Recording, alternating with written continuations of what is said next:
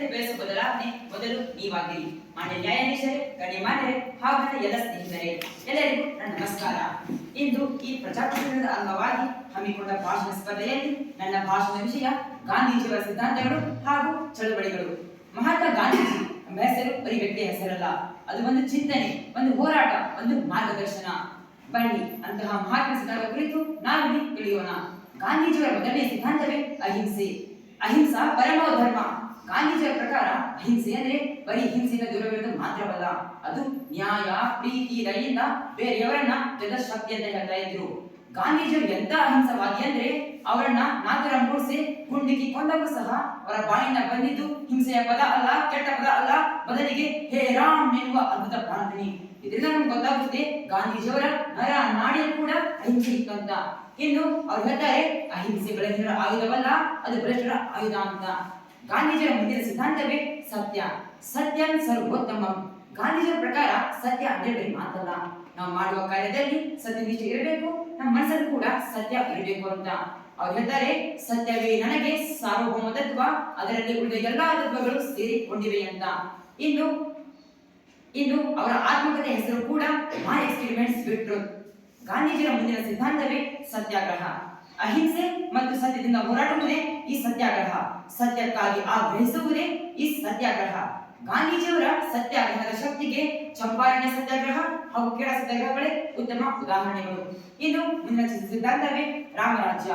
ನಮ್ಗೆಲ್ಲ ಗೊತ್ತು ರಾಮ ಅಂದ್ರೆ ಯಾರಂತ, ಒಬ್ಬ ಆದರ್ಶ ಪುರುಷೋತ್ತಮ. ಹೇಗಿದ್ದ ಗೊತ್ತಾ ಅವನ ರಾಜ್ಯ? ಅವನ ರಾಜ್ಯದಲ್ಲಿ ಎಲ್ಲರೂ ಸರಿ ಸಮಾನರು, ನ್ಯಾಯ ದಯೆಯನ್ನು ಒಳಗೊಂಡ ಆಡಳಿತ, ರಾಜನಲ್ಲಿ ಸೇವೆಯ ಮನೋಭಾವ, ಅಲ್ಲಿ ಸ್ತ್ರೀ ಪುರುಷರು ಅಂತ ಭೇದ ಭಾವ ಇರ್ತಾ ಇರಲಿಲ್ಲ. ಇದು ಗಾಂಧೀಜಿಯವರ ರಾಮರಾಜ್ಯದ ಕನಸಾಗಿತ್ತು, ಆಧುನಿಕ ಭಾರತದ ಒಂದು ಮಾದರಿಯಾಗಿತ್ತು. ಹಾಗೆ ಪ್ರಾಮಾಣಿಕತೆ. ಸ್ವಲ್ಪ ಯೋಚನೆ ಮಾಡಿ, ಎಲ್ಲೆಲ್ಲಿ ಇರಬೇಕು ಈ ಪ್ರಾಮಾಣಿಕತೆ? ನಾನು ಹೇಳ್ತೀನಿ ಕೇಳಿ. ಶಾಸಕಾಂಗದಲ್ಲಿ ಇರಬೇಕು ಈ ಪ್ರಾಮಾಣಿಕತೆ, ಕಾರ್ಯಾಂಗದಲ್ಲಿ ಇರಬೇಕು ಈ ಪ್ರಾಮಾಣಿಕತೆ, ಇನ್ನು ನ್ಯಾಯಾಂಗ ಅಲ್ಲಿ ಕೂಡ ಇರಬೇಕು ಈ ಪ್ರಾಮಾಣಿಕತೆ, ಮಾಧ್ಯಮಗಳಲ್ಲಿ ಇರಬೇಕು ಈ ಪ್ರಾಮಾಣಿಕತೆ, ಇನ್ನು ನಮ್ಮ ಜನರಲ್ಲಿ ಕೂಡ ಇರಬೇಕು ಈ ಪ್ರಾಮಾಣಿಕತೆ. ಈ ರೀತಿ ಏನಾದ್ರೂ ಭಾರತ ಪ್ರಾಮಾಣಿಕವಾದ್ರೆ ನಮ್ಮ ದೇಶ ಸ್ವರ್ಗ ಕಣ್ರಿ. ಹಾಗೆ ಗಾಂಧೀಜಿಯವರು ಈ ಎಲ್ಲ ಸಿದ್ಧಾಂತಗಳ ಮೂಲಕ ನಮ್ಮ ರಾಷ್ಟ್ರಪಿತ ಎನಿಸಿದ್ರು. ಒಂದ್ ಕಡೆ ಗಾಂಧೀಜಿಯವರ ಅಹಿಂಸೆ, ಸತ್ಯ, ಸತ್ಯಾಗ್ರಹ ಅವರ ಮೂಲ ಸಿದ್ಧಾಂತಗಳಾದ್ರೆ, ಇನ್ನೊಂದ್ ಕಡೆ ರಾಮರಾಜ್ಯ, ಗ್ರಾಮ ಸ್ವರಾಜ್ಯ, ಸ್ವದೇಶೀಯತೆ, ಸರ್ವೋದಯ ಅವರ ಅತ್ಯಮೂಲ್ಯ ಸಿದ್ಧಾಂತಗಳು. ಗಾಂಧೀಜಿಯವರು ಈ ತಮ್ಮ ಸತ್ಯ, ಅಹಿಂಸೆ, ಸತ್ಯಾಗ್ರಹದಿಂದ ಹಲವು ಹೋರಾಟ ಮಾಡ್ತಾರೆ. ಅದರಲ್ಲಿ ಮೊದಲನೆಯದ್ದೇ ಈ ಅಸಹಕಾರ ಚಳವಳಿ. 1919 ಜಲಿಯನ್ ವಾಲಾ ಬಾಗ್ ಹಾಗೂ ಬ್ರಿಟಿಷ್ ಸರ್ಕಾರದ ರೌಲತ್ ಆಕ್ಟ್ ಈ ಚಳವಳಿಯ ಪ್ರಮುಖ ಕಾರ್ಯಗಳು. ಹಾಗಾದ್ರೆ ಏನಪ್ಪ ಈ Rowlatt act? Rowlatt act British ಸರ್ಕಾರಕ್ಕೆ ಭಾರತೀಯರನ್ನ ಯಾವುದೇ ವಿಚಾರಣೆ ಇಲ್ಲದೆ ಬಂಧಿಸುವ ಅಧಿಕಾರ ನೀಡಿತ್ತು. ಇದರ ವಿರುದ್ಧವಾಗಿ 1920ರಲ್ಲಿ ಮಹಾತ್ಮ ಗಾಂಧೀಜಿಯವರು ಈ ಚಳವಳಿಯನ್ನು ಪ್ರಾರಂಭ ಮಾಡಿದ್ರು. ಅವರು ನಮ್ಮ ಭಾರತೀಯರೆಲ್ಲರಿಗೂ ಬ್ರಿಟಿಷರ ಯಾವುದೇ ನಿಯಮಗಳಿಗೆ ಸಹಕರಿಸಬೇಡಿ ಅಂತ ಕರೆ ನೀಡಿದ್ರು. ಆ ಕರೆಯ ಪ್ರಭಾವ ಹೇಗಿತ್ತಂದ್ರೆ ನಮ್ಮಂತಹ ಸಾಮಾನ್ಯ ವಿದ್ಯಾರ್ಥಿಯಿಂದ ಹಿಡಿದು ಭಾರತದ ಸಮಸ್ತ ಜನರೆಲ್ಲ ಇದರಲ್ಲಿ ಪಾಲ್ಗೊಂಡಿದ್ರು. ಆದ್ರೆ 1922ರಲ್ಲಿ ಉತ್ತರ ಪ್ರದೇಶದ ಚೌರಿ ಎಂಬಲ್ಲಿ ಹಿಂಸೆ ನಡೆದು ಸುಮಾರು 20 ಪೊಲೀಸರು ಸಾವನ್ನಪ್ಪಿದ್ರು. ಅಹಿಂಸೆಯಿಂದ ಇದ್ದ ಪ್ರತಿಭಟನೆ ಹಿಂಸೆಗೆ ತಿರುಗಿತು. ಇದರಿಂದ ಮನನೊಂದ ಗಾಂಧೀಜಿ ತಮ್ಮ ಈ ಪ್ರತಿಭಟನೆಯನ್ನ ಹಿಂಪಡೆದರು. ಹಾಗೆ ದಾಂಡಿ ಮಾರ್ಚ್ 1930ರ ಸಮಯ ಅದು. ಆಗ ಬ್ರಿಟಿಷ್ ಸರ್ಕಾರ ಭಾರತೀಯರ ಉಪ್ಪು ತಯಾರಿಕೆ ಮೇಲೆ ತೆರಿಗೆ ವಿಧಿಸಿತ್ತು. ಇದಕ್ಕೆ ಪ್ರತಿಯಾಗಿ ಮಹಾತ್ಮ ಗಾಂಧೀಜಿಯವರು ಸುಮಾರು 390 ಕಿಲೋಮೀಟರ್ ನಡೆದು ದಾಂಡಿ ಎಂಬ ಸಮುದ್ರ ತೀರದಲ್ಲಿ ಉಪ್ಪನ್ನು ತಯಾರಿಸುವ ಮೂಲಕ ಬ್ರಿಟಿಷರ ಈ ಕಾನೂನನ್ನು ಮುರಿದರು. ಈ ಚಳುವಳಿ ಭಾರತೀಯರಲ್ಲಿ ಒಂದು ಹೊಸ ಸ್ವಾತಂತ್ರ್ಯದ ಚೈತನ್ಯವನ್ನ ಮೂಡಿಸಿತು.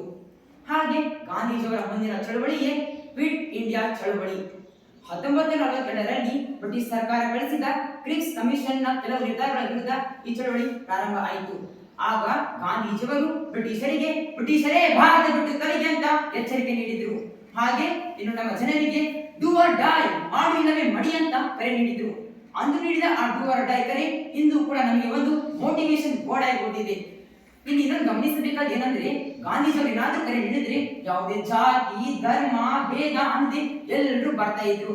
ಯಾವ ರೀತಿ ಡಾಕ್ಟರ್ ಬಿ ಆರ್ ಅಂಬೇಡ್ಕರ್ ಒಬ್ರು ಇಂಟೆಲೆಕ್ಚುಯಲ್ ಪರ್ಸನ್, ಅದೇ ರೀತಿ ಮಹಾತ್ಮ ಗಾಂಧೀಜಿಯವರೊಬ್ರು ಮಾಸ್ ಲೀಡರ್. ಇಲ್ಲಿ ಇನ್ನೊಂದು ಗಮನಿಸಬೇಕಾದ ಏನಂದ್ರೆ, ಯಾವ ರೀತಿ ಗಾಂಧೀಜಿಯವರ ಒಬ್ರು ಮಾಸ್ ಲೀಡರು, ಅವರು ಜನರನ್ನ ತಮ್ಮ ಮಕ್ಕಳಂತೆ ನೋಡ್ತಾ ಇದ್ರು. ಇಂದು ನಾವು ನಮ್ಮ ಗಾಂಧೀಜಿಯವರ ಸಿದ್ಧಾಂತಗಳನ್ನ ನಾವು ಸಂವಿಧಾನದಲ್ಲಿ ಕಾಣಬಹುದಾ? ಖಂಡಿತ ಕಾಣಬಹುದು. ನಮ್ಮ ಸಂವಿಧಾನದ ಮೂರನೇ ಪರಿಚ್ಛೇದದಲ್ಲಿರುವ ರಾಜ ನಿರ್ದೇಶಕ ತತ್ವಗಳು ಸಹ ಈ ಗಾಂಧೀಜಿಯವರ ಸಿದ್ಧಾಂತಗಳ ಮೇಲೆ ನಿರೂಪಿತವಾಗಿವೆ.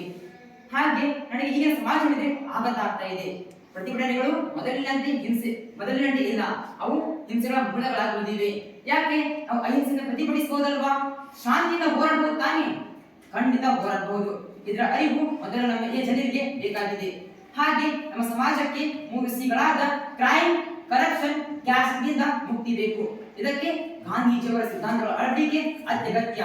ಮಹಾನ್ ವಿಜ್ಞಾನಿ ಆಲ್ಬರ್ಟ್ ಐನ್ಸ್ಟೀನ್ ಹೇಳ್ತಾರೆ, generation will pass by but no would believe man like Gandhi ever existed ಅಂತ. ನನ್ನ ಪ್ರಕಾರ ಗಾಂಧೀಜಿಯವರು ನಮ್ಮ ದೈಹಿಕ ಗುರು. ನಮಗೆ ಬದಲಾವಣೆ ಬೇಕಾಗಿದೆ. ಹಾಗಾದರೆ ಆ ಬದಲಾವಣೆ ಮೊದಲು ನಮ್ಮಿಂದಲೇ ಶುರುವಾಗಲಿ. ಗಾಂಧೀಜಿಯವರ ಸಿದ್ಧಾಂತಗಳನ್ನ ನಮ್ಮ ಸಿದ್ಧಾಂತವಾಗಿಸೋಣ. ಈ ರೀತಿ ನಮ್ಮ ಗಾಂಧೀಜಿ ಸಿದ್ಧಾಂತಗಳನ್ನು ಅಳವಡಿಸಿಕೊಂಡು ನಮ್ಮ ಭಾರತವನ್ನು ಕೇವಲ ಅಭಿವೃದ್ಧಿ ರಾಷ್ಟ್ರ ಮಾತ್ರವಲ್ಲ, ವಿಕಸಿತ ರಾಷ್ಟ್ರ ಮಾತ್ರವಲ್ಲ, ಆದರ್ಶ ರಾಷ್ಟ್ರವಾಗಿಸೋಣ. ಒಮ್ಮೆ ಯೋಚನೆ ಮಾಡಿ ನೋಡಿ. ಆಯ್ಕೆ ನಿಮ್ಮೆಲ್ಲರ ಕೈಯಲ್ಲಿದೆ. ಧನ್ಯವಾದಗಳು.